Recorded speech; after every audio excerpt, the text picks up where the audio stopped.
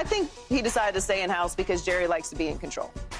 Jerry is not somebody who's going to learn new tricks, and he's not going to admit his faults.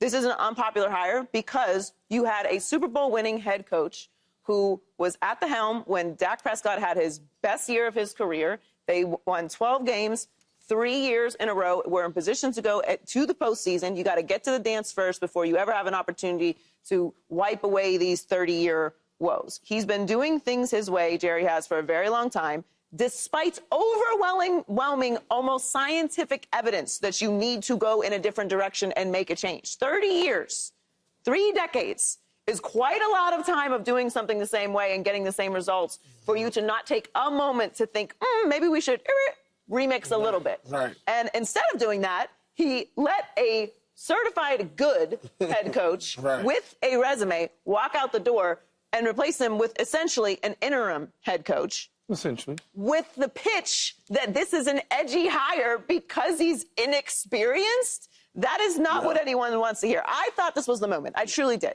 One thing Jerry's great at, he's good at manipulating the media. I am part of the media, and he got me. I thought this was the moment. They've had a little taste of success in the past few years. I thought this was finally going to be the time that they really went all in on something, and they didn't. They don't sign free agents despite Dallas being this big star pitch place. They don't sign free agents. What was the best big free agent signing that they've had? Brandon Carr in 2012? And how much would Dion have? Terrell Owens in 1995? That, this whole thing that, it's Dallas and people are going to want to come to Dallas. They don't sign anybody anyway. They don't make any moves in the offseason. Right. They built through the draft. It's all just smoke and mirrors. Ooh, we do this. No, you don't. You don't do that. You don't go all in. You don't take chances. You don't move the needle forward. He's taking a chance. Yeah, if I understand what the words mean that just came out of Jerry's face, that is not what it is. The Cowboys are no different than the Miami Dolphins. Right. I say this with the self-awareness of what it is.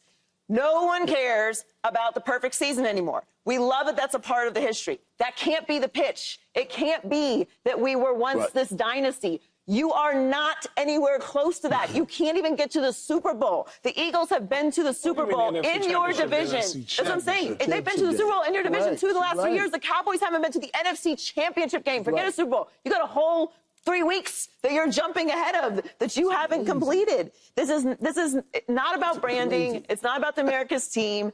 As Michael said, there is a whole generation. There are whole adults with children and mortgages and the minivans with the popcorn on the floor that have never seen the Cowboys be great. This is all pitching, and it doesn't even align. It doesn't even make sense.